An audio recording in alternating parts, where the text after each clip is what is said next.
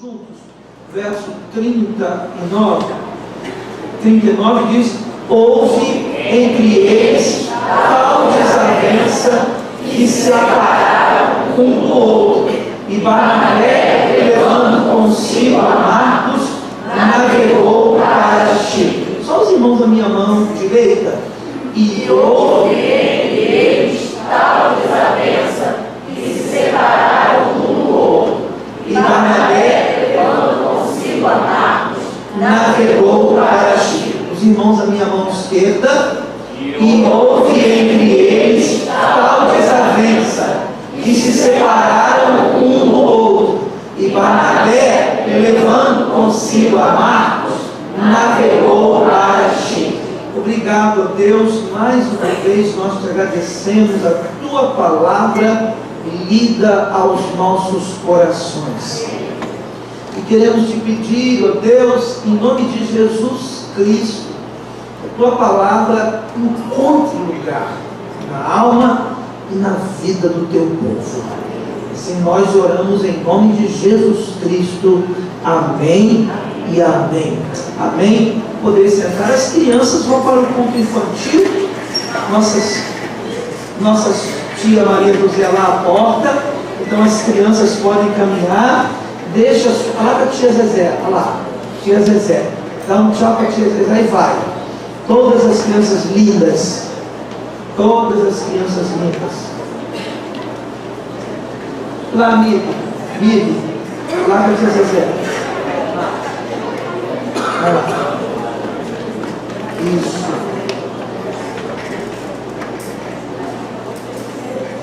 Enquanto isso, os irmãos assentam aí. Irmãos, quando a gente lê esse texto,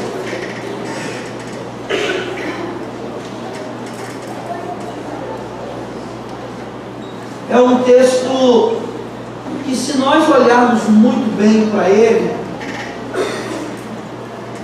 causa um certo desconforto.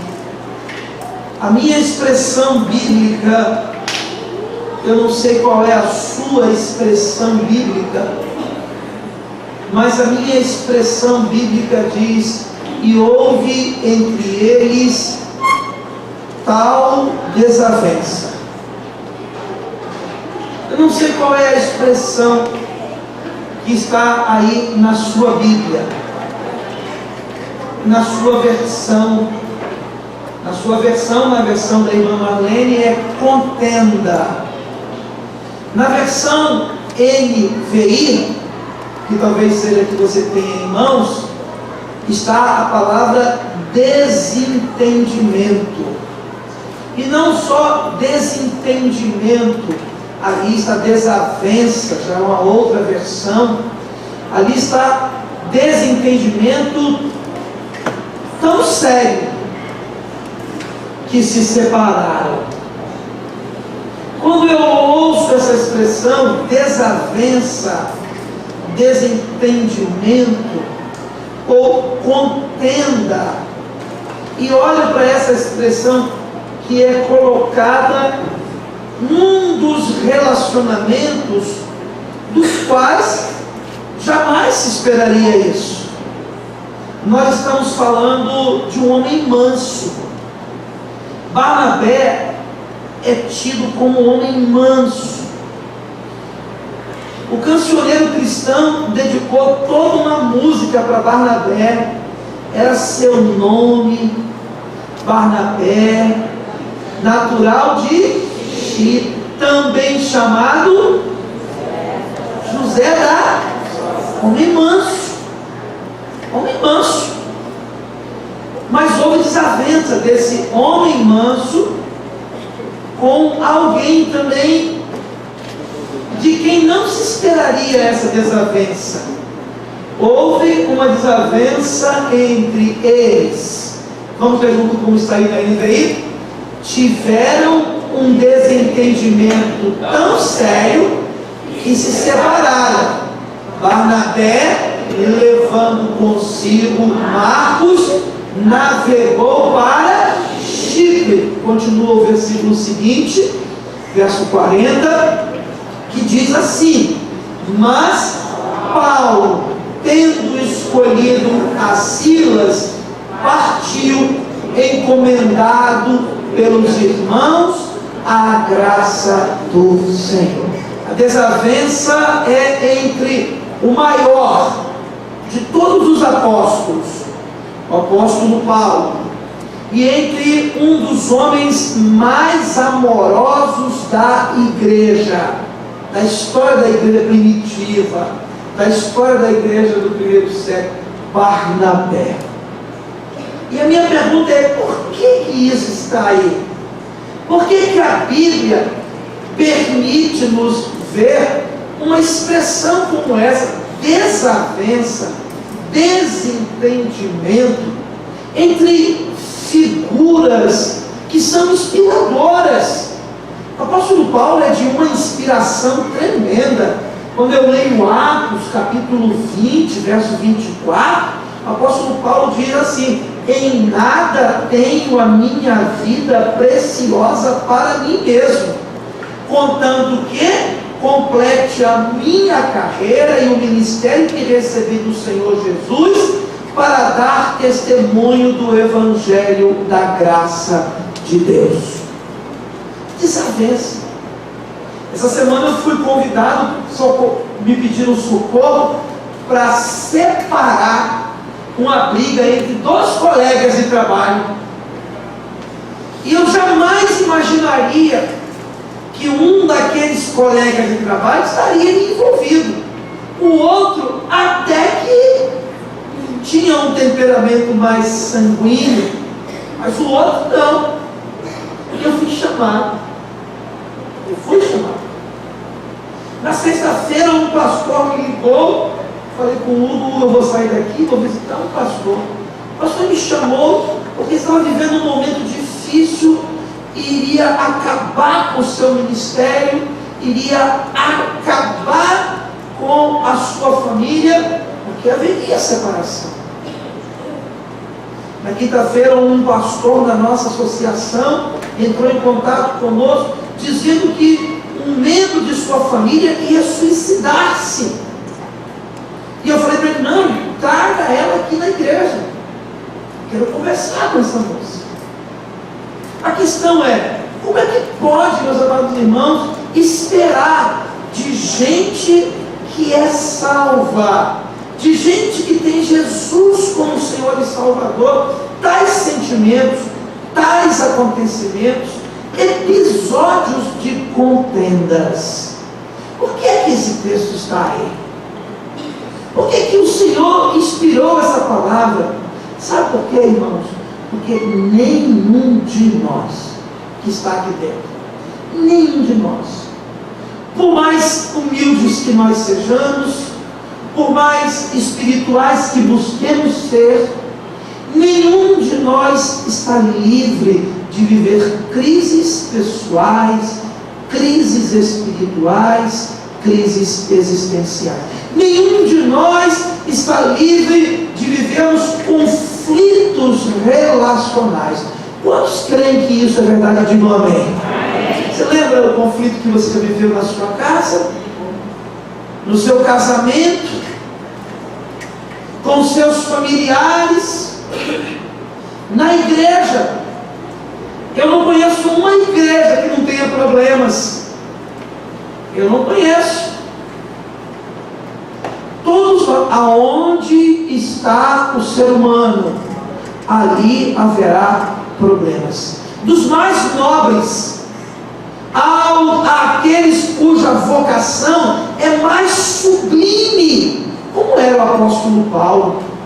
Houve entre ele e Barnabé desavença tal. O texto está dizendo, vamos ler juntos? E houve entre ele tal desavença que se separaram um do outro. Quero compartilhar nessa noite, com base nesse tema, com base nesse texto e outros, sobre quando a crise chegar. Vamos falar junto com o tema da nossa reflexão? Quando a crise chegar. A crise chegou para Barnabé, filho da consolação. Filho da consolação. Nós olhamos para Barnabé até esse momento, a maioria de nós como aquele homem filho da consolação. Mas agora vemos que ele contendeu com Paulo. E Paulo contendeu com ele. A crise chegou para esses dois. A crise chega em algum momento para todos nós. No nosso casamento a crise chega. Como chega, né, irmãos? É ou não é verdade, irmãos? Não chega não? No de vocês não chega não, irmãos? No meu não chega não. O meu, meu Deus do céu, se não fosse a misericórdia do Senhor, Luciana já teria apertado o meu pescoço em alguns momentos. E talvez eu o dela. A Márcia, né? Do Alexandre, não é? Os irmãos terem uma ideia como a crise chega. Para alguns, diante da crise, os cabelos ficam embranquecidos. Para outros, os cabelos caem. A crise chega no casamento, na vida espiritual, na vida laboral, no trabalho, na existência.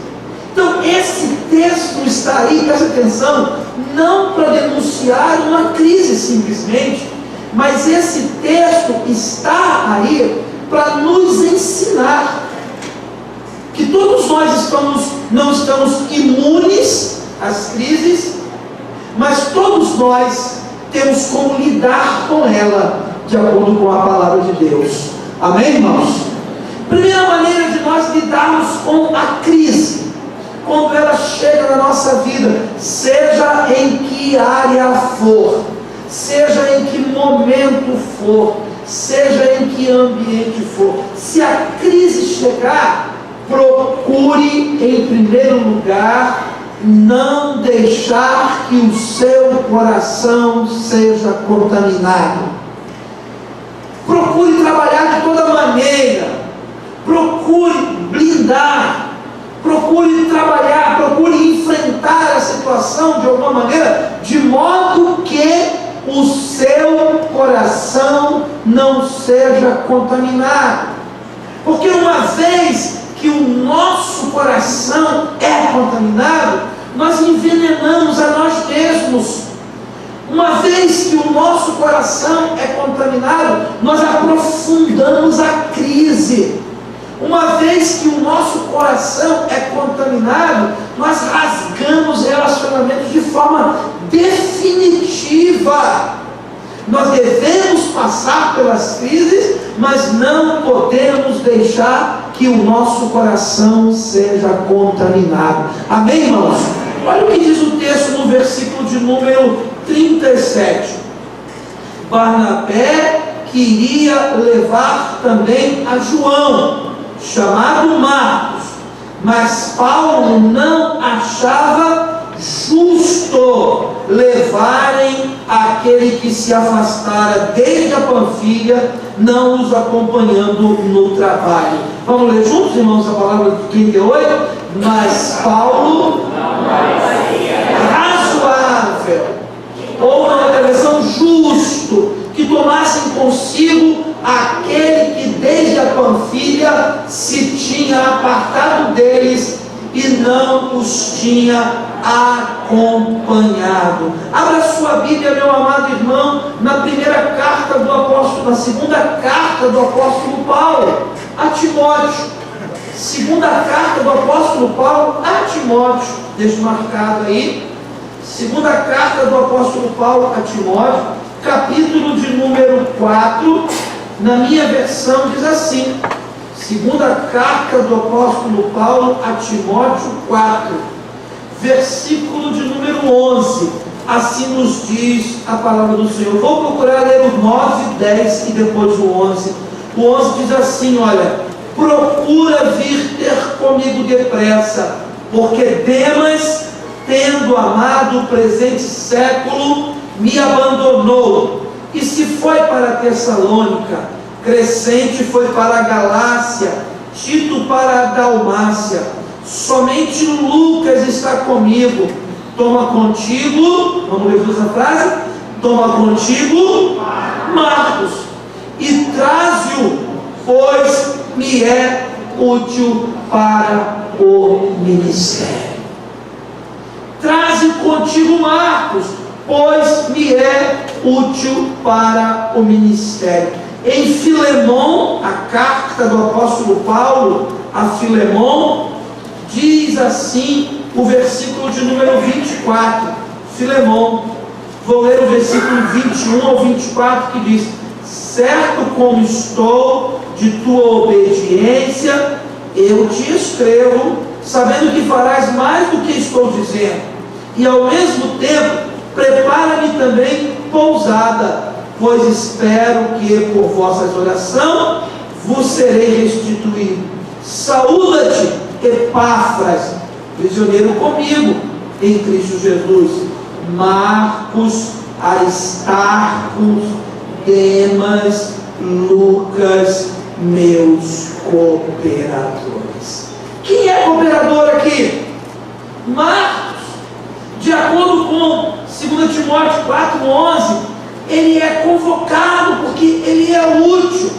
Mas de acordo com Atos, capítulo de 15, versículo de 38, diz: mas Paulo não achava justo, ou em outra versão, não achava razoável levarem aquele que se afastara desde a Panfilha, não os acompanhando no trabalho.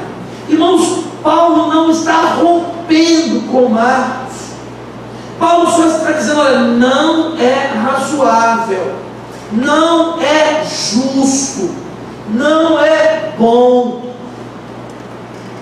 Quando a crise chega para as nossas vidas, nós temos que ser justos e razoáveis, porque se o nosso coração se contaminar, a gente perde toda a razoabilidade e toda a capacidade de ser justo. Nós nos tornamos retaliadores, nós nos tornamos beligerantes, nós nos tornamos reativos. Isso se o nosso coração for contaminado. Mas se o nosso coração não for contaminado, agiremos dentro daquilo que é razoável e justo. Quantos irmãos estão entendendo isso? Digam amém. Quantas vezes, meus amados irmãos, em momentos de crise, nós perdemos a razoabilidade? Quantas vezes, nos momentos de crise, nós perdemos a justeza, nós perdemos o agir com justiça e agimos por um coração ferido, por um coração magoado, e algo que era tão de uma dimensão, por causa do coração contaminado, aquela crise vai crescer exponencialmente. Então, quando você atravessar por alguma crise, quando você atravessar alguma crise, faça como o salmista: guardei a tua palavra no meu, para eu não pecar contra ti. Sobre tudo que deve guardar, guarda o teu coração, porque dele procedem todas as saídas da vida. Quantos irmãos estão entendendo isso? Digam amém. O segundo passo, o segundo momento, o segundo procedimento para a crise é proteger o nosso coração. Primeiro momento. Mas em segundo momento, buscarmos orientação na palavra. A Bíblia, ela é lâmpada para os pés, ela é luz para o nosso caminho, e é na palavra de Deus. Vamos ao capítulo 15, alguns versículos, irmãos, por gentileza. Volte a alguns versículos, por gentileza.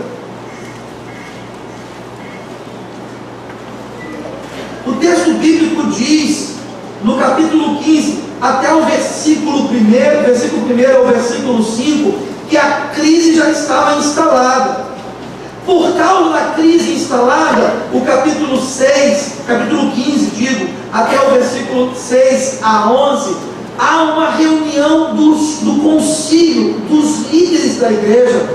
Mas no capítulo 15, versículo 12, diz assim, olha, capítulo 15, versículo 12, acompanha a leitura.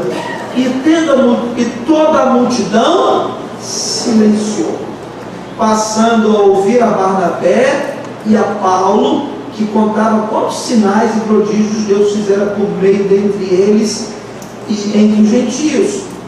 Depois que eles terminaram, falou Tiago, dizendo: irmãos, atentai nas minhas palavras.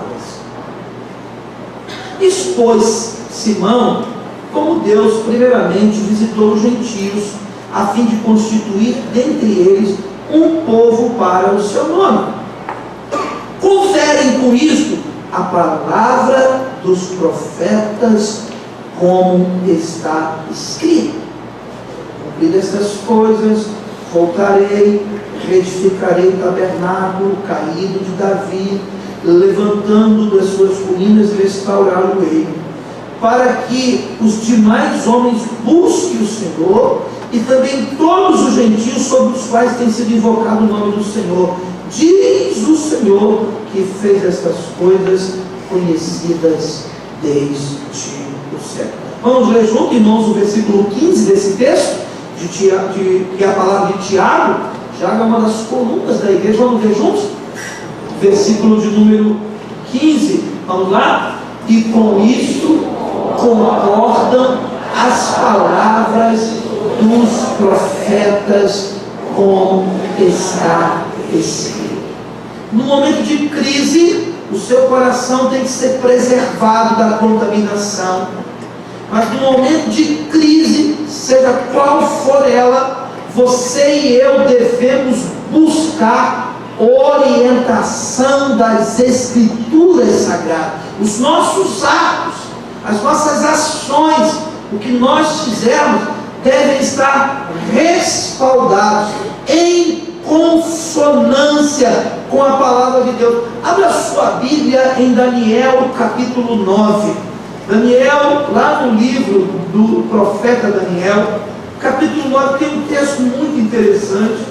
Daniel, capítulo 9, versículo 1, diz assim na minha Bíblia Sagrada, Daniel 9: no primeiro ano do rei Dario, filho de Assuero, da linhagem dos Medos, o qual foi constituído rei sobre o reino dos caldeus, no primeiro ano do seu reinado, eu, Daniel, vamos ler juntos, irmãos, o que está escrito aí, nesse versículo de número 2,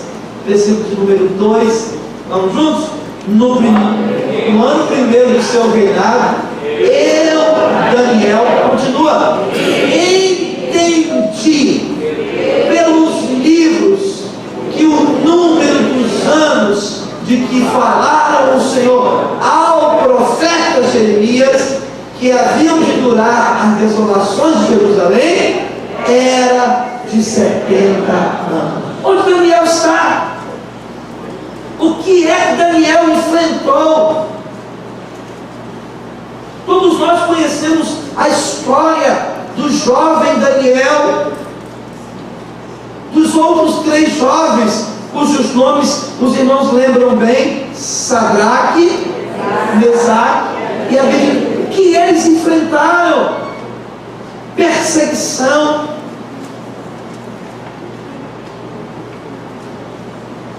armadilha, fornalha ardente, cova de leões. O que é que fez com que Daniel transpusesse todas as lutas daquele período de crise? Daniel entendeu.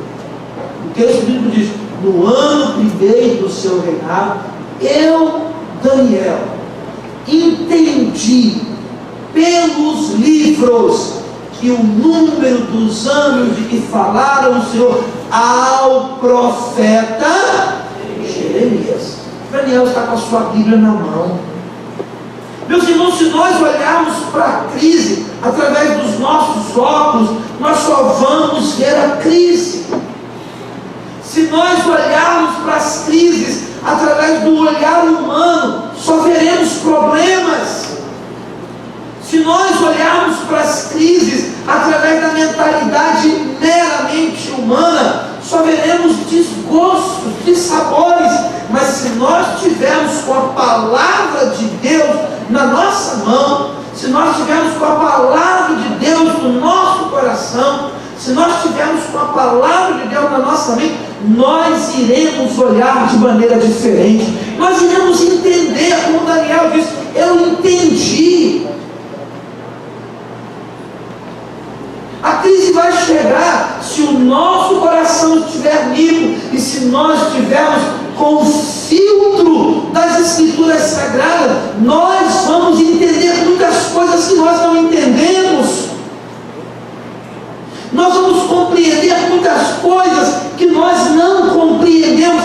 A chave da interpretação daquilo que nos acontece é a Bíblia Sagrada. Não é o que você e eu pensamos, não é o que os nossos melhores amigos acham. A Bíblia terá a resposta para todas as crises que nós atravessamos. Amém, irmãos? Quando a crise chegar, guarde o seu coração. Quando a crise chegar, tenha um filtro das Escrituras Sagradas. Mas, em terceiro lugar, quando a crise chegar, busque orientação das lideranças espirituais. E aí é um problema, porque a gente acha que não precisa disso. Nós somos autossuficientes. Nós achamos que não precisamos. Não precisamos. O texto bíblico diz no capítulo 15, versículo 1 de Atos dos Apóstolos, assim: alguns indivíduos que desceram a Judéia ensinavam os irmãos: se não houver se não vos circuncidades, segundo o costume de Moisés, não podeis ser salvos. Tendo havido da parte de Paulo e Barnabé contenda e não pequena discussão com eles. Olha a contenda de novo aqui, irmãos. Vamos ler junto esse versículo de número 2? Vamos ler junto? Tendo Paulo e Barnabé contenda e não pequena discussão com eles, os irmãos resolveram que Paulo e Barnabé e mais alguns dentre eles subissem a Jerusalém aos apóstolos e aos ou presbíteros, que é a mesma palavra do grego, aos apóstolos e aos presbíteros ou ancião, por causa desta questão. Irmãos, existem questões que Deus quer tratar na sua vida, na minha vida, através de líderes espirituais. Mas esse é um ponto muito delicado, porque a gente se acha autossuficiente. Deus quer usar alguém para tratar e para te ajudar a resolver questões que estão causando problemas e crise na sua vida. Como vocês estão entendendo isso? Digam amém. Busque ajuda. Busque. Você pode buscar o Senhor. Você pode buscar a Deus. Você pode buscar a palavra de Deus. Mas certamente Deus tem alguém que Ele quer usar, ainda que imperfeito, quer usar como instrumento para te ajudar nessas questões. Vamos entender isso de igual amém? Em terceiro lugar, busque ajuda espiritual. Busque aquelas pessoas que Deus coloca como autoridade, como líder, como homem de Deus, como mulher de Deus. Se Deus colocou, Deus vai usar essa pessoa, independentemente do aperfeiçoamento dessa pessoa, Deus vai usar. Deus quer usar. Não guarde, não resolva sozinho. Não se sinta autossuficiente. Busque alguém alguém que Deus quer usar sobre a sua vida. Em terceiro lugar, então, busque liderança, ajuda espiritual. Mas em quarto lugar, quando a crise chegar, aprenda a ler as circunstâncias. Isso para mim é formidável. Irmãos, nesses últimos dias, eu já ouvi muita gente falar o seguinte, que Deus é um Deus de surpresas. Quem já ouviu essa expressão, levante a mão. Eu não acho que Deus seja um Deus de surpresa tanto assim, não. Eu não acho que Deus seja um tipo de Deus que age de última hora. Pode ser surpresa para você, mas Deus já está agindo. O fato de você ser surpreendido, isso não quer dizer que aquilo dali nasceu hoje para Deus. Deus trabalha nas circunstâncias, Deus trabalha nos contextos, Deus trabalha na história. Abacuque, quando viveu uma crise profunda, ele perguntou a Deus: até quando, Senhor? Aí Deus olhou para ele e falou: veja entre as nações, eu estou realizando uma obra em vossos. Deus não disse eu realizarei, ele disse eu estou realizando. Irmãos, através de todo o capítulo 15, o concílio de Jerusalém, o problema de Marcos, o problema de Paulo e Barnabé, tudo isso faz parte de um plano que Deus está arquitetando. Tudo isso faz parte de um agir de Deus. Nada é surpresa para Deus. Deus tinha planos, Deus tinha propósitos. E porque ele tinha propósito, ele veja, já a crise da circuncisão já era um agir de Deus para levar a sua igreja para um nível exponencialmente maior. Então, quando Deus permite uma crise vir sobre as nossas vidas, saiba que aquilo não é surpresa para Deus, tudo está no controle dele, amém?